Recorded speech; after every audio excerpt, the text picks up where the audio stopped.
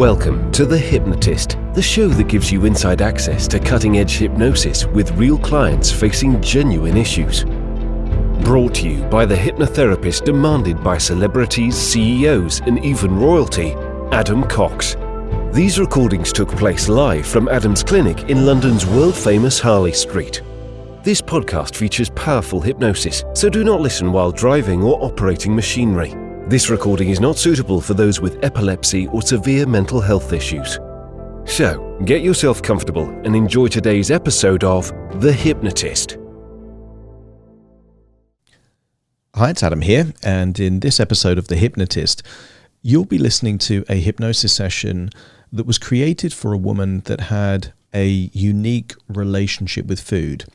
So when she was eating, she almost felt a desire after eating a meal that she had to eat. And it was quite an angry, almost aggressive sensation of feeling like she had to eat. And what was evident is that in her past, there were periods of her life where she couldn't eat when she wanted to eat, either as a result of a dynamic when she was a child and she had to wait for her parents to return from home. And there were certain unique events of her childhood that enabled her to use control on herself to force her to lose weight. And what that did is it created almost a conflict part that didn't trust that it would be fed when it was hungry. And when I describe parts, a lot of people almost think of it in an unusual way, but everyone has a different version of themselves depending on the context. So, for example, if you're communicating with a baby or a small animal, normally someone would put on a voice, for example. You're still that person, but it's a different version of you. So we all have these different parts. And it's not unusual for a part to be created in childhood as a result of some kind of distressing event. And for her, this lady I was working with, that distressing event or multiple events created an angry part as a result of perceived injustice or lack of fairness. And that has a very useful part to play if it means that you stick up for yourself and you don't let people treat you badly. But if that's bottled up, or if you have the aggression or the anger, but you can't communicate that or articulate that in a positive way, for me, the purpose of anger is to, stick up for yourself, so enforce strong boundaries, or to communicate your boundaries in a way that gets responded to and then results in a change of behavior from those people around you, in which case anger can be really useful. But in this context, because she was a child, that wasn't really a viable way for her to communicate. So in many ways, it felt like she buried this anger, and it manifested itself in, we used an analogy in a previous session of like a starved dog.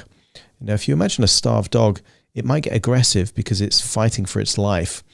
And that metaphor, that analogy resonated with her. And it was evident there was a lack of trust, that the anger was still there in that part. So what you'll hear in this hypnosis session is regression to the point where these angry parts are likely to have been created, but also taking the dog with her in this regression, almost to act as a canary in the coal mine to see, does the dog change its expression as issues in the past start to be resolved. What was evident when I was working with a client on this session is how emotional she got when she visited those painful memories from the past, and how her facial expressions and body changed when she let go of that anger. And as she let go of the anger, what was evident is that it was starting to create the possibility of a more harmonious relationship that she had with herself. So she was able to be more compassionate and understanding, not just with other people, but with herself and her needs.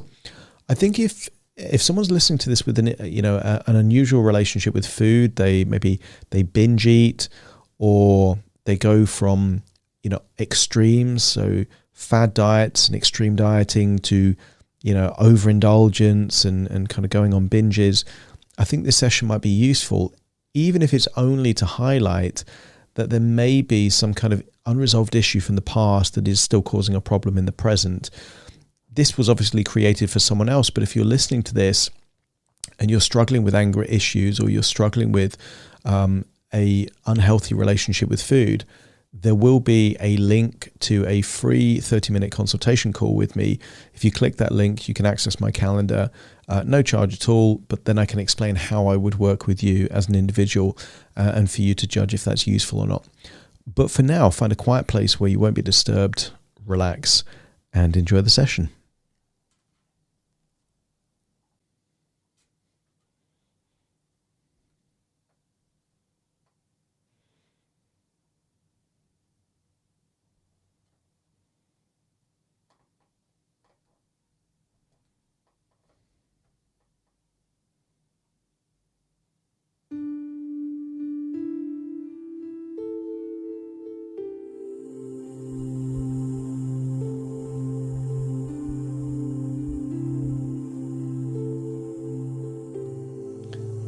Take a deep breath in,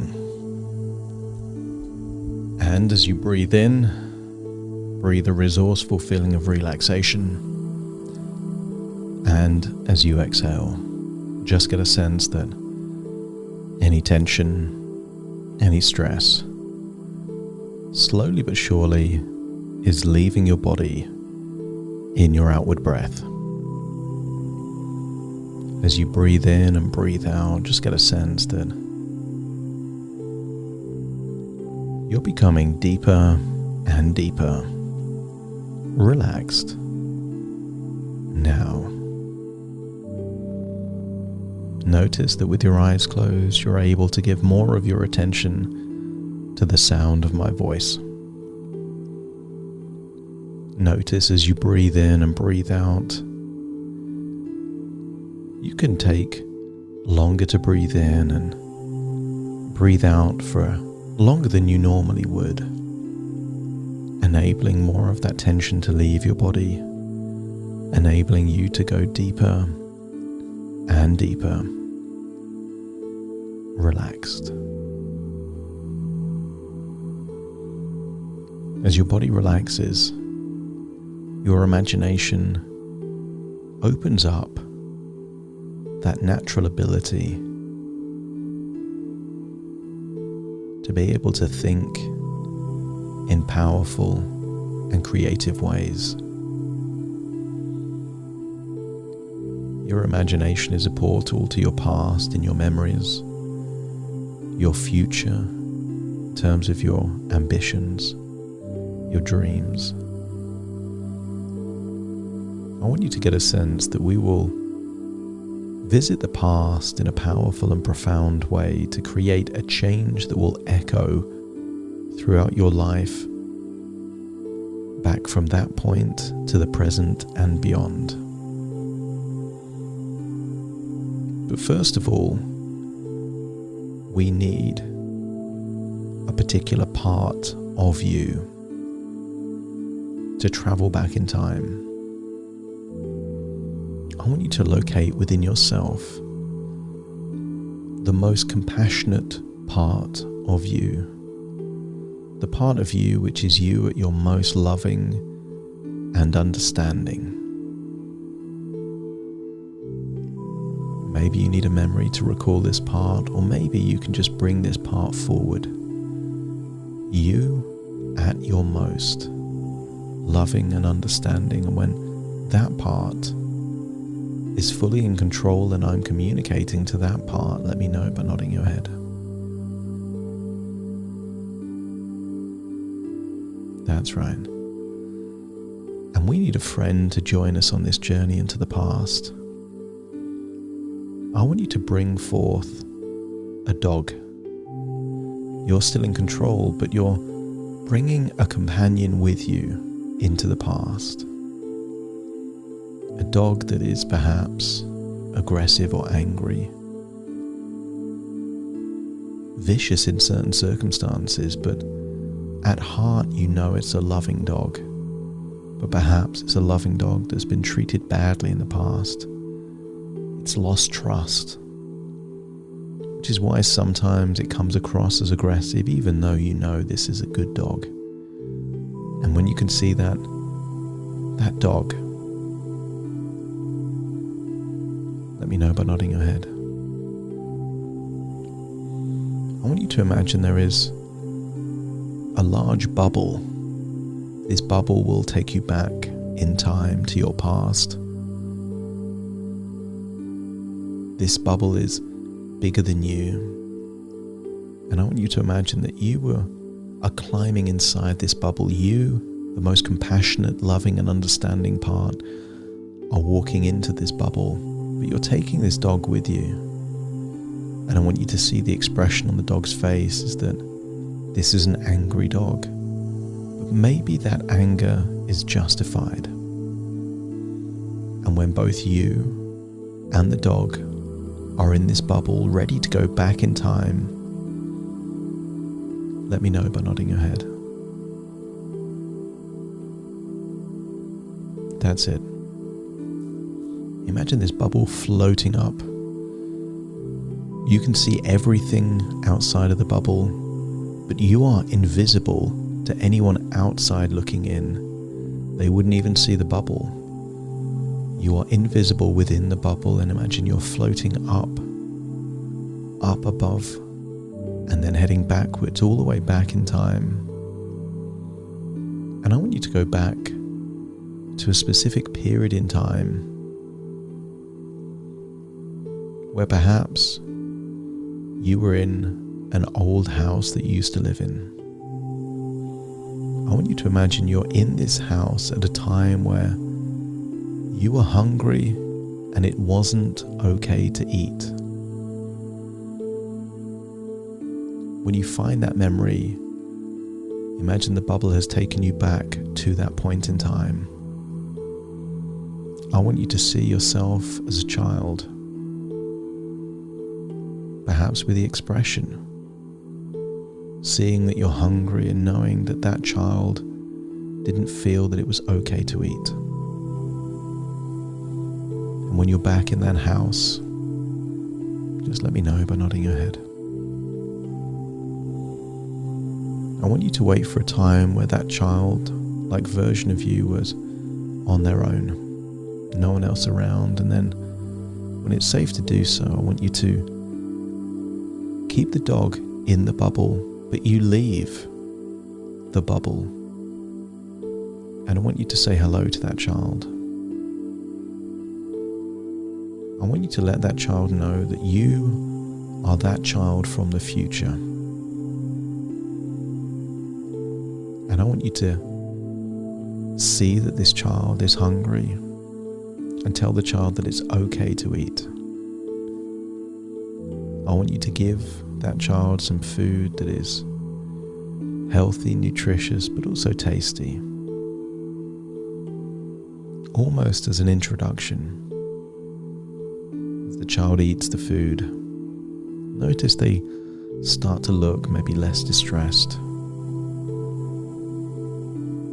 I want you to tell that child that you care deeply about that child.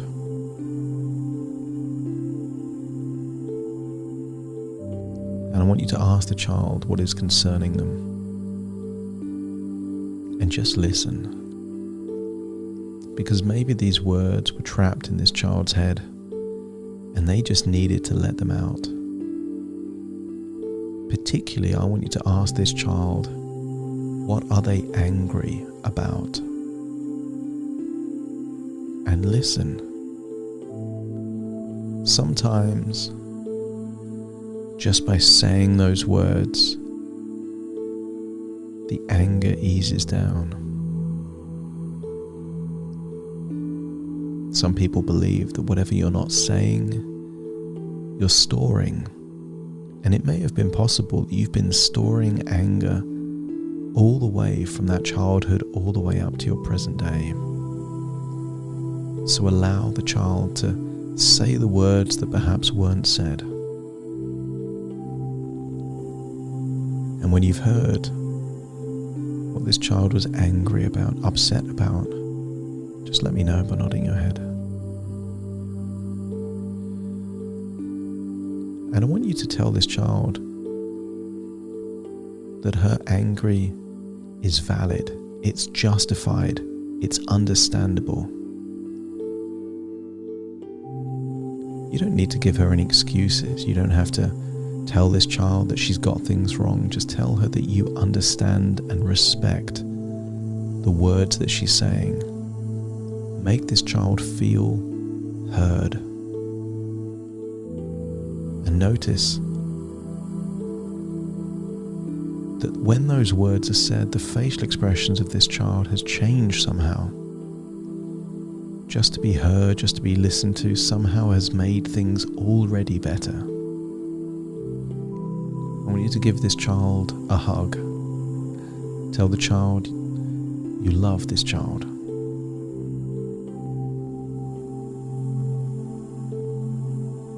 I want you to feel a connection, a deep connection with this child. And to tell this child that you are there to help. And I want you to ask this child, what one change could you help with to make things better? And when you've heard what that one change would be, just let me know. That's it. And then I want you to imagine that you are helping to make this change take place. Maybe it's a conversation that needs to happen.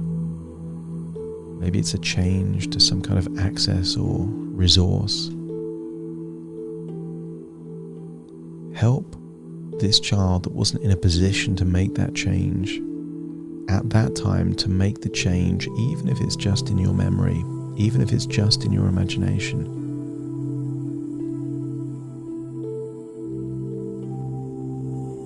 I want you to imagine also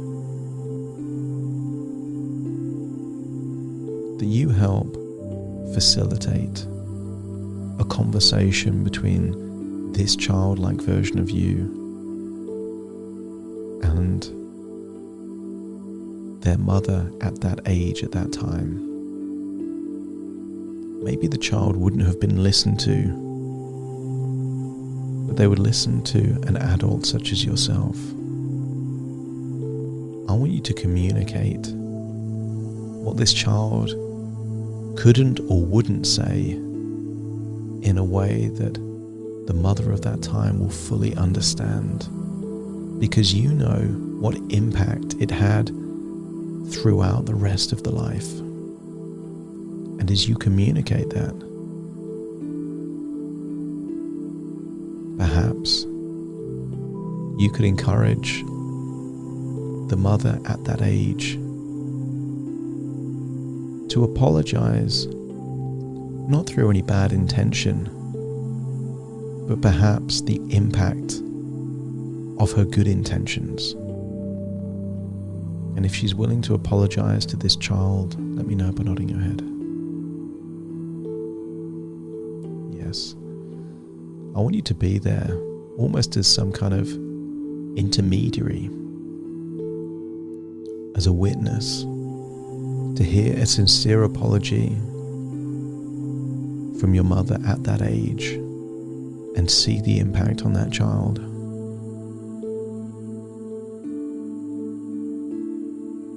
And then I want you to encourage the child to forgive. Not a fake forgiveness, but a sincere, genuine forgiveness.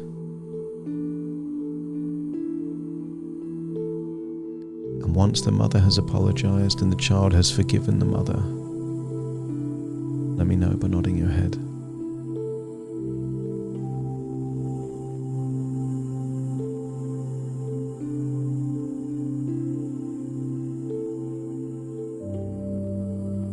I want you temporarily, just for a moment, to climb inside the body of the child and for you to say the words, of forgiveness.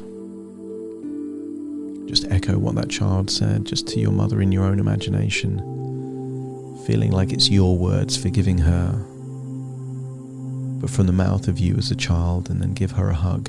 And notice that love and understanding can be more powerful than anger. It's been said that anger, bitterness, is like taking a poison and then hoping that the other person gets sick. And with this hug and this apology and this forgiveness, that poison is draining away, disappearing. Instead is more understanding, more thoughtfulness, more empathy. And then I want you to climb back in your bubble after you say goodbye to both.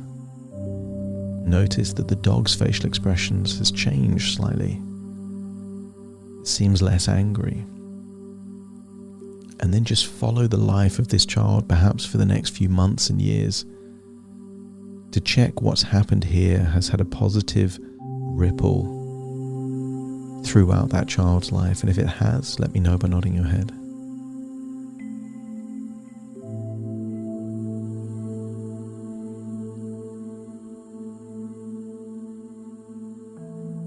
And if there's any other moments that maybe you need to help with, perhaps a moment where this same child was kept waiting for a long time, then in your bubble I want you to visit that moment. And when you're there, just let me know by nodding your head.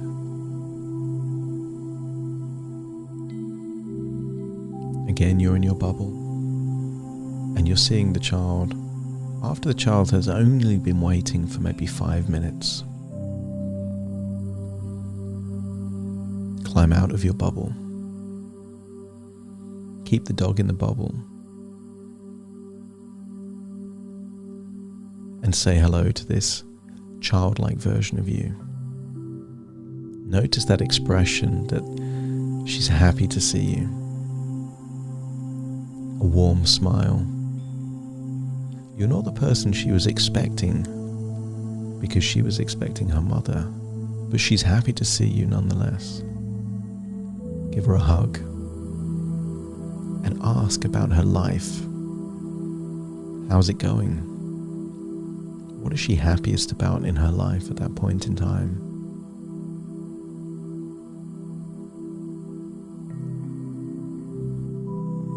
I want you to imagine that you are going to give her a gift. And this gift is a resource that you know that she needs at this age in her life. Maybe that resource is also compassion, or self-love, or understanding. Or maybe it's resilience, or mental strength, or something else. I want you to imagine handing a glowing ball of energy that represents this specific resource that you think you at that age would have really benefited from.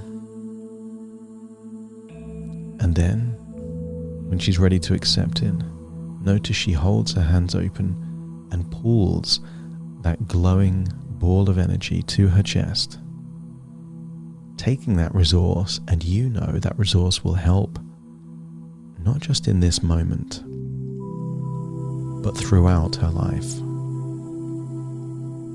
But also notice, she wants to give you something that she had in abundance back then, a quality, a way of thinking, a resource, and she will give you that resource now. But giving you that resource does not take away her resource. I want you to picture one candle lighting another candle. Nothing is lost in the first candle by lighting the second candle. So even if this child gives you something, it does not take it away from her. And if that makes sense, let me know by nodding your head. She then passes you a ball of energy, an energy that represents a particular resource that she had back then that you need right now in your present. You don't have to know what it is. She doesn't have to tell you what it is, but your unconscious mind will know that it's what you need more than anything else right now. I want you to imagine pulling your hands out, accepting this ball of energy, and then placing it right there in your chest, feeling that you're absorbing this resource, this energy that you need right now. And when it's been accepted and absorbed into you and you can feel the power of that resource, let me know by nodding your head.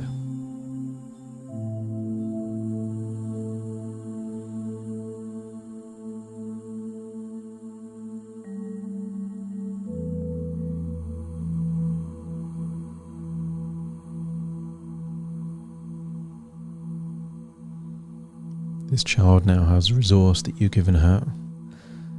You've now received one from this little girl. And I want you to just wait with this little girl until her mother arrives. Notice she can't be angry because she has company. That company is you. And now it's time to bring that dog out of the bubble. And notice that she's so excited to be able to play with the little dog. And the dog likes the attention. And notice that the dog doesn't seem angry anymore. So if you can see the dog playing with the girl and the girl playing with the dog, both seem happy, just let me know by nodding your head. That's it. Just wait as long as you need until her mother arrives. And when the mother arrives, I want you to ask if you can just have a quick conversation with her. And let her know that you know that she's busy. You know that she has things that were very important. But I want you to communicate the consequences as to what would have happened if this child was left alone all by herself. The anger it would create. That anger may come from fear, uncertainty, as the mother perhaps comes back with excuses.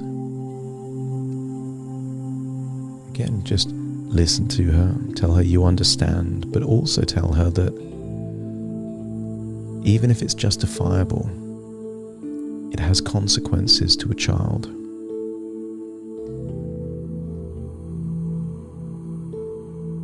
Tell her that it's important that this child does not hold on to anger,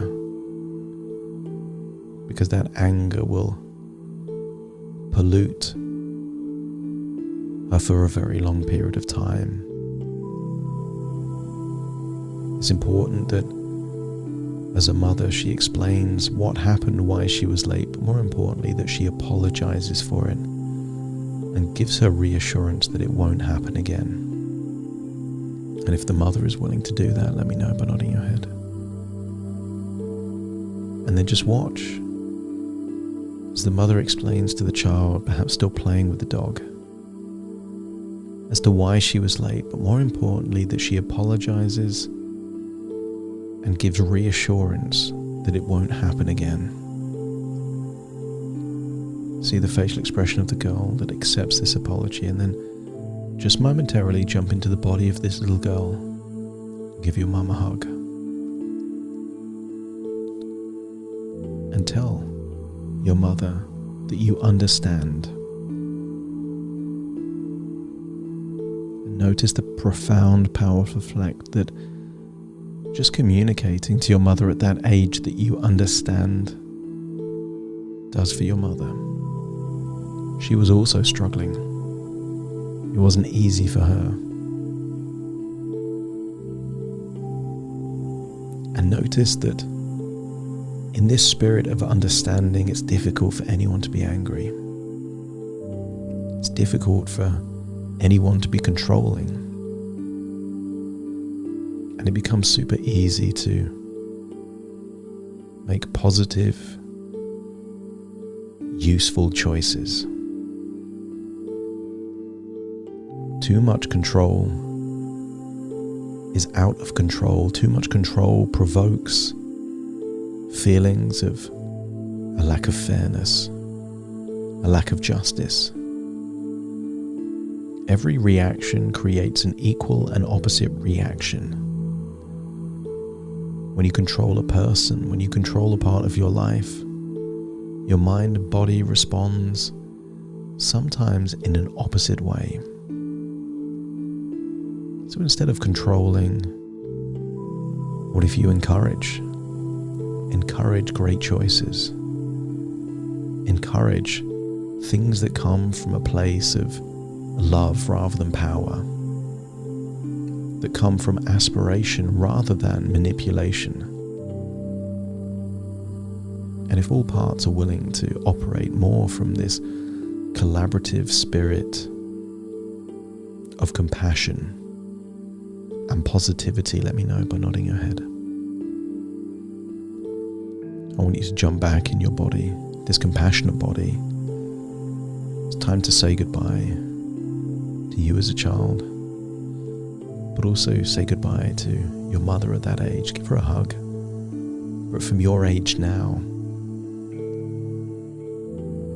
through the lens of compassion, love and understanding.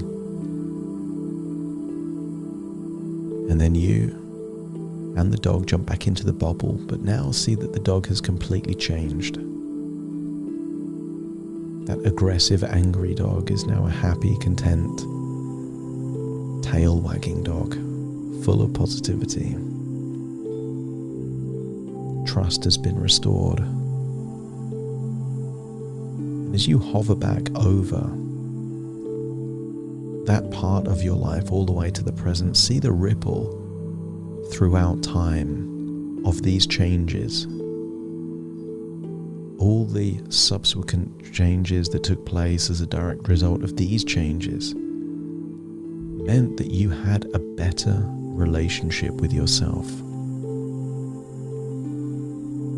You looked at key life choices from a spirit of collaboration, harmony, rather than power and conflict.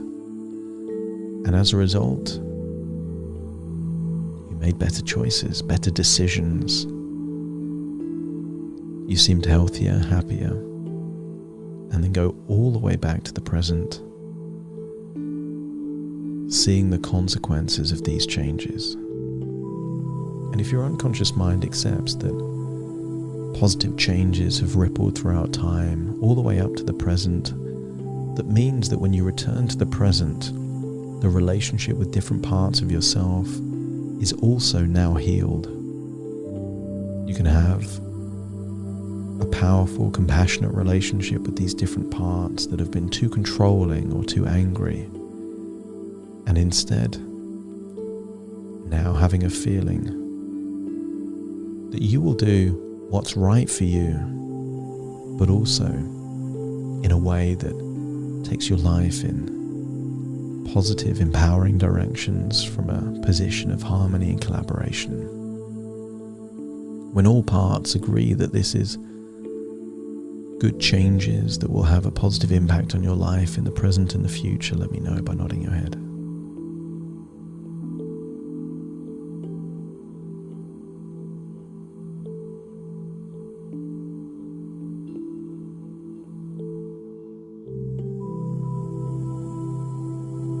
I want you to reassure any of those parts that still have doubts that they can talk to you.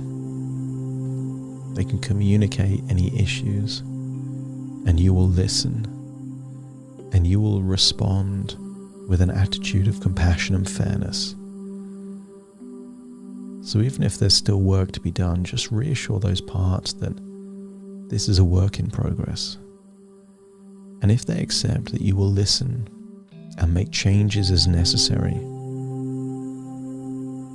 and that they're happy that you will do this, let me know by nodding your head. That's it. I want you to return to the present, jump out of your bubble, climb inside your body right now, knowing that some things are healed and some things still need to be healed. But doing it from a position of listening will help. I want you to get a sense that it is now time to awaken. You're back in your present. Take a deep breath in through your nose and out through your nose. Just wiggle your fingers, wiggle your toes. And very soon I will count from 1 to 10 to awaken. You will awaken feeling resourceful, positive, with a better relationship with yourself, knowing that there is still more work to be done, but you are committed to doing that work. Starting to count to awaken you. 1, 2, 3, waking up. 4, 5, 6, more alert. 7, 8, open your eyes, open your eyes. 9, 10, wide awake, wide awake, wide awake.